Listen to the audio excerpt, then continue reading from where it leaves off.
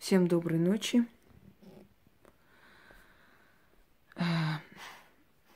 Итак, друзья мои, немного освободилась. Столько дел, особенно к концу года. Поэтому в планах было больше снять, но потихоньку снимаю, вам показываю. Еще раз говорю про предсказания. Немного потерпите. Ближе к концу месяца я эти предсказания сделаю. И уже объяснила, почему. Потому что мои предсказания берут и выдают за свои. Меняют несколько слов и выдают за свои работы. А мне это надоело, если честно. Они просто знают, что каждый год все, что я говорю, именно так и сбывается, и они просто этим пользуются. А я не хочу, чтобы прославились за счет меня. И так у меня воровали, крали, и хватит уже. Поэтому немного потерпите, пускай они там свои предсказания сделают, там, например, в этом году там носите красные трусы, будет вам счастье и так далее. А потом я просто скажу свое слово, и оно будет решающее, и вы знаете об этом. Это первое. Следующее. Вот этот ритуал, который я вам хочу подарить, он очень сильный. И это ритуал активизации талисмана, оберега. Этот ритуал корнями уходит в древнеармянскую магию. Это я знаю от своей прабабушки, как делали подобные талисманы, амулеты. Делали они для людей, которые воевали. Делали они для людей, которые жили в конфликтных районах. Для людей, у которых работа была связана с путешествиями. Ну, например, везли караваны и так далее. Да? И вот подобный амулет назывался чаракерь. Чар злой, зло, керь есть, съедающий зло. Но если перевести на русский язык, более такой удобный перевод – черноед. Кстати, про черноеды есть и в славянской магии. Но очень вскользь, очень мало информации и прочее. Я, как вы знаете, оживляю древние знания, оживляю, добавляю свои знания, свои наблюдения и прочее. Так вот, подобный амулет, он составлен мной.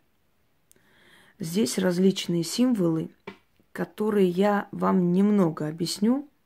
Это по моей просьбе сделала Яна, это выжгла она на коже.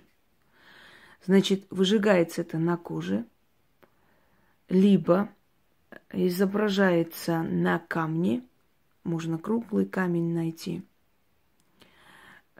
либо на дереве. И делается это природными материалами. Если на камне, то придется вам, наверное, каким-то инструментом вот так сделать, провести каким-то образом, то есть там также выжечь только на камне. Значит, следующее, что еще можно сделать? Можно на серебре, на золоте. Если помните, да, великий оберег моей прабабушки, который очень многим спас жизнь, я об этом говорила и показывала вам. И это один из этих случаев. Но я собрала воедино все знаки, которые я знаю. Есть подобная книга у восточных колдунов, в частности у армян.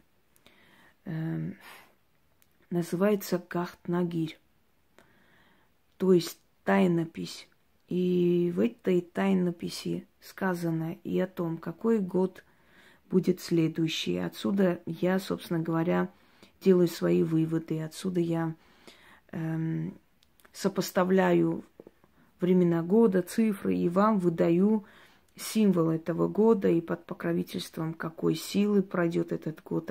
Оттуда я это и знаю. Многие хотят эти знания узнать. А где вы узнали, а с какого календаря вы смотрели? Этого нет ни в интернете, ни где-либо.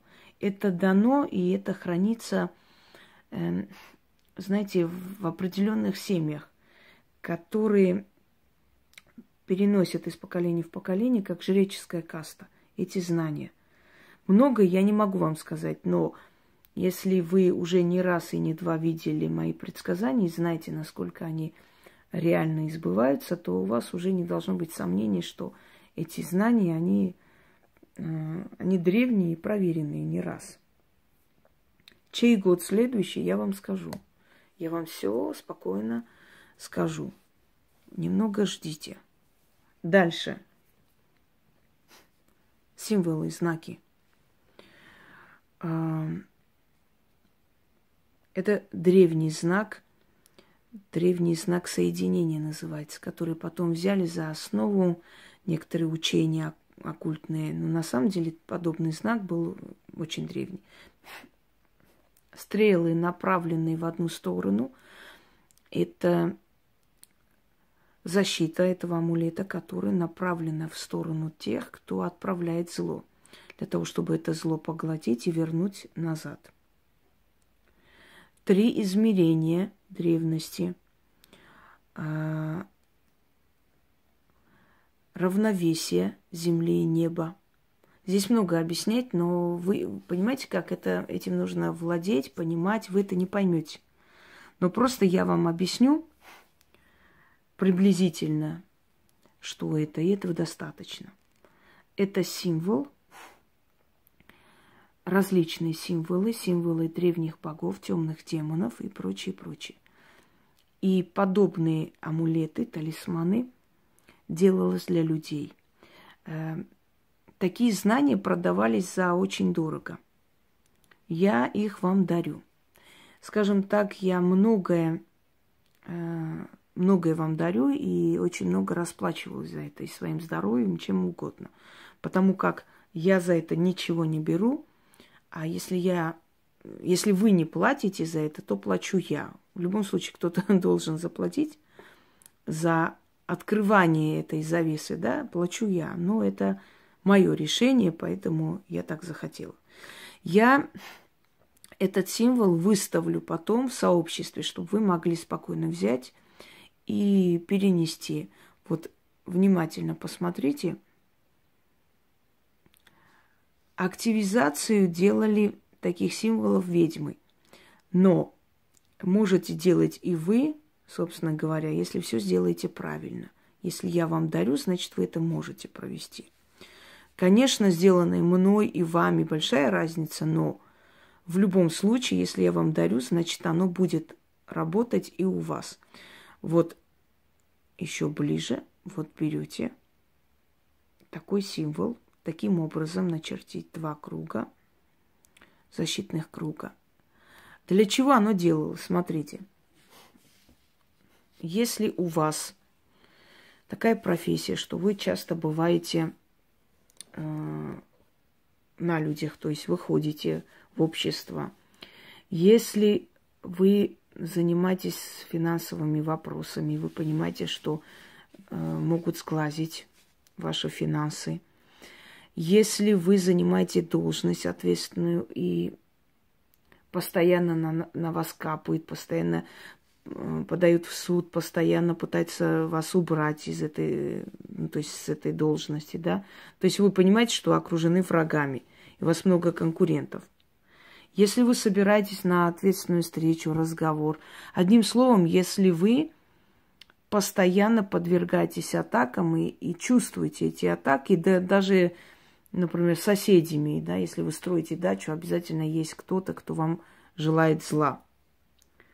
И если у вас есть такой, вы нуждаетесь в таком талисмане.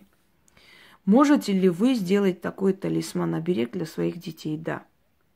Но вы должны объяснить своему ребенку, что этот талисман нужно носить либо в сумке, либо сделать такой, как бы, и носить на себе, либо в кармане, я не знаю, если есть там такая возможность.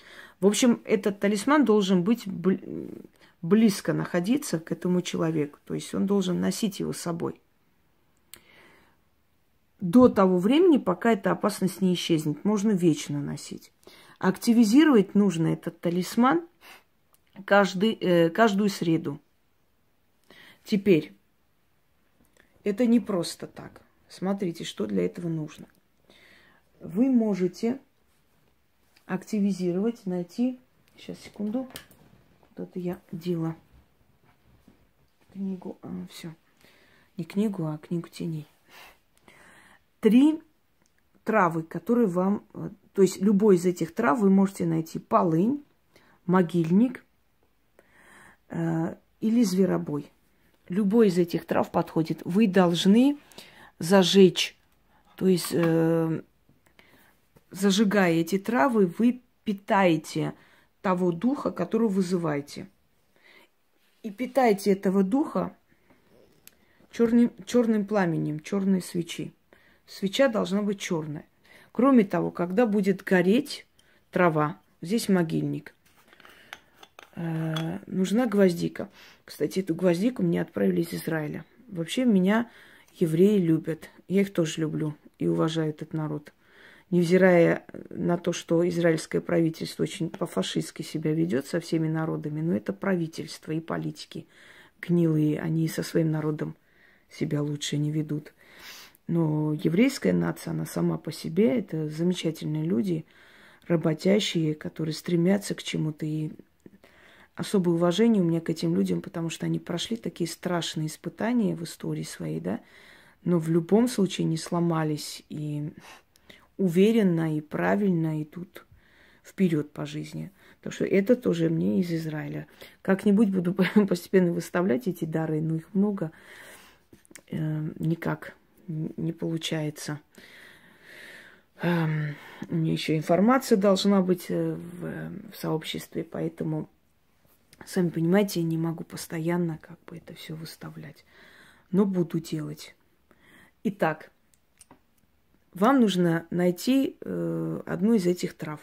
Это могильник, зверобой или полынь. Любой из этих трав подходит для того, чтобы питать того духа, которого мы вызываем для усиления вот этого оберега талисмана. Называется чаракер или черноед. Значит, послушайте меня, как он действует, я вам скажу. Последний раз, когда я человеку сказала, то есть дала такой талисман, это было не очень давно, может, полгода назад, где-то так. Человек, у него были постоянно судебные тяжбы, постоянные разборки, в общем, все у него отнимали, отбирали, там целая история. Причем были такие сильные чиновники, с которыми бороться было тяжело. И я ей сказала, возьми вот это и носи с собой просто. Эти проверки бесконечные, там, торгового зала и так далее, так далее. Она начала это делать. Значит, один из проверяющих заболел, прям сильно заболел, его там аж скрутило, когда он собирался к ней ехать. Второй, который собирался к ней ехать, чуть в аварию не попал. Потом отказались, в общем, к ней ехать, потому что такие люди, они суеверны. Через некоторое время того, кто ее преследовал, сняли с должности. Еще у кого-то поймали с поличным, значит, на коррупции. Хотя 40 лет не ловили, и тут вдруг поймали. Ну, видать, конкурент появился, и его убрали. Да? Как говорится, перестал делиться, убирают. Но факт в том, что люди, которые тебе желают зла, люди, которые пытаются тебе навредить, вот даже попробуйте, сделайте такое и носите с собой на работу, и вы увидите, скольким из ваших коллег станет плохо. То есть это люди, которые под вас копали. Даже те, которые смеялись, там, улыбались в лицо. Знаете, мы всегда людей судим по себе, о людях. То есть по своей аршине, да, всех мерим. Нам кажется, что, если человек работает, мне не мешает, что здесь такого? Знаете, есть люди, которые просто хотят тебе зла, просто потому что ты есть. Просто потому что они хотели бы именно быть такой, как ты, у них не получилось, потому что им не дано, или талантов нет, или лень, или развиваться не хотелось. А ты не пожалела себя и поднялась. И они просто тебя ненавидят. Был такой случай, когда женщина принимала на работу женщин, скажем так. Кстати, заметили, вот когда ты делаешь добро подобным людям, они начинают вместо благодарности тебя ненавидеть, потому что вот как бы ты напоминаешь им, что они в тебе нуждаются, а не наоборот. И, в общем, принимала продавщицы женщин, у которых там потери кормильца, одинокие мамы и так далее. И однажды, значит, поставила там камеру, забыла им сказать, что она там камеру поставила, ну, чтобы, мало ли, там ночная смена, чтобы девочки были в безопасности. И когда проверяла эту камеру, кассету, просто включила посмотреть, как там, какой обзор этого магазина, и там услышала столько всего, столько грязи, столько пожеланий, чтобы она сдохла и прочее, прочее, что от этих переживаний попала в больницу. Понимаете, просто для нее это было очень тяжелым ударом, потому что она этим женщинам, ну, просто буквально дала второй шанс и вторую жизнь, дала им работу, повышала им зарплату, то есть всячески их оберегала, там, этих бедных несчастных девочек, как ей казалось, обиженной судьбой. И вот эти девочки всю ночь обсуждали ее до утра, пока у них там смена была в магазине, желали ей самого плохого и прочее, прочее. Так что, если вы кому-то не желаете зла, или если вы считаете, что человек вам не мешает, пускай живет, работает, поднимается по карьерной лестнице, это не говорит о том, что все такие же добродушные, все такие же люди, как вы, понимаете? Поэтому хотите проверить, сколько на вашей работе и вообще в окружении к вам плохо относятся даже родственники. После этого талисмана они начнут болеть. В итоге вы получите нечто. Они начнут сторониться вас. Если вас приглашали или приходили к вам домой, перестанут приходить. Потому что они почувствуют... Обычно такие люди, знаете, те, которые ходят по всяким колдушкам, магуйкам, они первым делом всех подозревают именно в этом.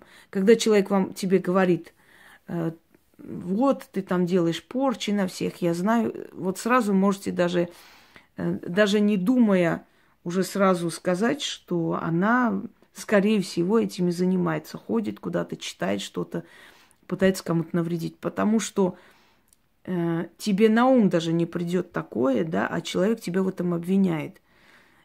Каждый человек обвиняет в том, в чем сам способен. То есть вот она способна это сделать, и она обвиняет тебя в этом. А ты стоишь, смеешься, думаешь, ересь какая-то, зачем мне на тебя порчи наводить? Да потому что она наводит. Не говорю о том, что у них получается, я вам уже объясняла, да, всего лишь плохую энергию могут, скажем так, или даже от обычного сглаза может вам плохо стать, потому что это все-таки отрицательный фон. Но факт в том, что они пытаются навредить. Так что вот вам чаракир. Это некая сила, которая приходит, подкрепляется, она остается с этим талисманом и начинает съедать то зло, которое тебе направлено, и отправлять обратно. То есть в итоге ты начинаешь понимать, что все те, которые пытались тебе вредить, постепенно отходят от тебя, перестают с тобой общаться, перестают тебя дергать, перестают тебя доводить и так далее, и так далее. От преследований, от травли на работе, от всяких там судебных тяжб, от обвинений и прочее, прочее. Вот. Съедает зло и возвращает обратно. То есть фильтрует. Но каждую среду вы должны это активизировать. Каждую среду должны этому духу платить вот этой силой трав, огнем. То есть это ваша плата. Откупаетесь от этого духа. Если вы не будете делать, он перестанет работать. Вы, конечно, можете на один раз делать, если у вас какая-то важная встреча или что-то там переживаете, один раз это начитать и носить с собой. Но учтите, если вы какую-то среду пропустили, значит, он в эту неделю не сработал. Начитали в среду, снова работает. Забыли или там куда-то уехали, значит, вот эта неделя прошла впустую. Активизируете, работает. Нет, значит нет. От среды до среды. Это как, знаете, как интернет. Пополнили баланс, есть интернет. Нет, значит нет интернета. Вот то же самое. Вы должны кормить этого духа силой этих трав. Вместе нельзя эти травы, только одна трава должна быть. Я вам перечислила. Зверобой, полынь или могильник. Значит, делаем таким образом. Показываю. Так, где у меня спички? Вот они. Зажигаем сначала траву. Угу. Здесь вот так вот подниму. Вот. Замечательно. Трава горит, начинайте кидать гвоздику. Гвоздика обладает определенной силой. На Востоке издревле использовали гвоздику как, во-первых, противовоспалительное средство. Потом чай с гвоздикой, знаете, почему пьют? Потому что гвоздика обладает силой энергетика. Вот в этих энергетических напитках зачастую есть определенная часть гвоздики. И помогает долго не спать, дает энергию. То есть определенный такой кофеин, хотя, конечно, по-другому называется, но в любом случае энергетик. Вот, кидайте эту гвоздику. Очень приятный запах, между прочим. Далее. Зажигаем черную свечу. Обязательно черный воск. Не красить ничего. Черный воск. Перемешанный с воском черный цвет должен быть. Почему именно черный воск? Потому что черный воск обладает определенной энергией. Заменить ничем нельзя. И, пожалуйста, не пишите, а можно вот вместо того этого. Вот это все равно, как, например, когда готовишь суп, да, вместо картошки там яблоки кинуть, раз картошки нету. Можно, конечно, но получится фигня. Так что это говорит о том, что нельзя. Не я придумала, так надо. Все, начнем. Читать нужно 6 раз. Значит, кладите вот так на алтарь. Черная ткань. Это горит, неважно, горит или уже тлеет, это не важно. Главное, что вы питаете этот дух и читаете 6 раз. После этого можете носить. Активизировать нужно каждую среду. Я показываю в понедельник, но это в учебных целях, поэтому это не имеет значения. Вы должны делать это в среду, не в другой день. До среды можете подготовить все, нарисовать, сделать, достать все, а в среду активизировать. И вот так вот каждый раз. Одну секунду. Ой, не могу закрыть. Такой запах приятный, аж даже пальцы пахнут. Только если настоящая гвоздика. Вот, видите как. Горит красиво. И мы начинаем.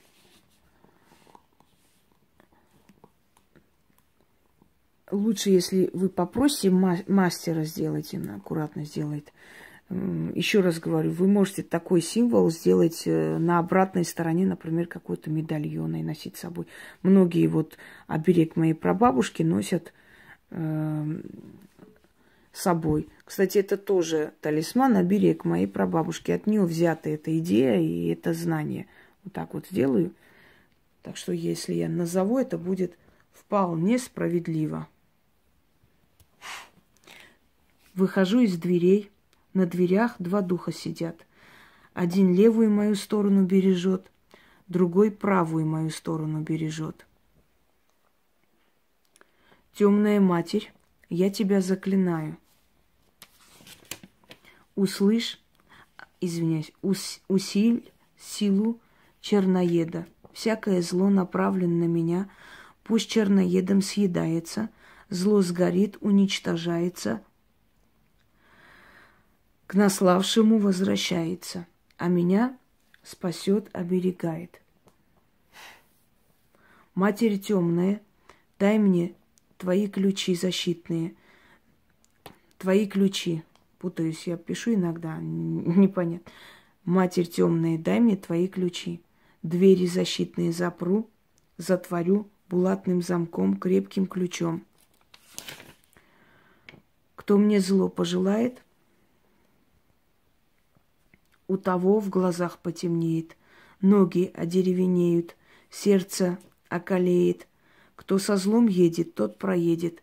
Кто со злом идет, тот пройдет, до меня не дойдет. Черноед, даю тебе указание. По воле темной матери, зло, направленное на меня, съедай, сожги, на ходу уничтожай. А меня спаси и оберегай. Истинно так, заклинаю. Ключом. Сейчас, секунду.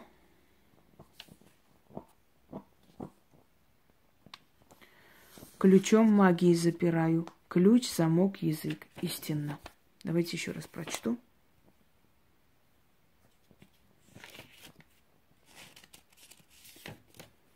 У меня же почерк, как у врача. Перепишу и потом сама путаюсь, что написала. Выхожу из дверей. На дверях два духа сидят. Один мою левую сторону бережет, другой мою правую сторону бережет. Темная Матерь, я тебя заклинаю. Усиль силу черноеда. Всякое зло, направленное на меня, пусть черноедом съедается. Зло сгорит, уничтожаются. К наславшему возвращается. А меня спасет, оберегает. Матерь темная, дай мне твои ключи. Двери защитные запру, затворю булатным замком, крепким ключом. Ко мне, кто мне зло пожелает, у того в глазах потемнеет, ноги одеревенеют, сердце околеет. Кто со злом едет, тот проедет. Кто со злом идет, тот пройдет. До меня не дойдет. Черноед, даю тебе указание. По воле темной матери, зло, направленное на меня, съедай, сожги, на ходу уничтожай, а меня спаси и оберегай. Истинно так, заклинаю, ключом магии запираю, ключ, замок, язык. Истинно. Выхожу из дверей, на дверях два духа сидят. Один мою левую сторону бережет, другой мою правую сторону бережет. Темная Матерь, я тебя заклинаю. Усиль силу черноеда. Всякое зло, направленное на меня, пусть черноедом съедается. Зло сгорит, уничтожается. К наславшему возвращается. А меня спасет, оберегает. Матерь темная, дай мне твои ключи. Двери защитные запру, затворю булатным ключом, булатным замком, крепким ключом. Ко мне, кто мне зло пожелает, у того в глазах потемнеет, ноги одеревенеют, сердце околеет. Кто со злом едет, тот проедет. Кто со злом идет, тот пройдет. До меня не дойдет. Черноед, даю тебе указание. По воле темной матери, зло, направленное на меня, съедай, сожги, на ходу уничтожай. А меня спаси и оберегай. Истинно так, заклинаю. Ключом магии запираю, ключ, замок, язык. Истинно. Сказывается усталость. Ну, ничего страшного. Главное, что сняла, как хотела. Вот вам еще одна работа. И уверена, что пригодится и еще не одну судьбу спасет, может быть, от зависти и злости людской. Всем удачи!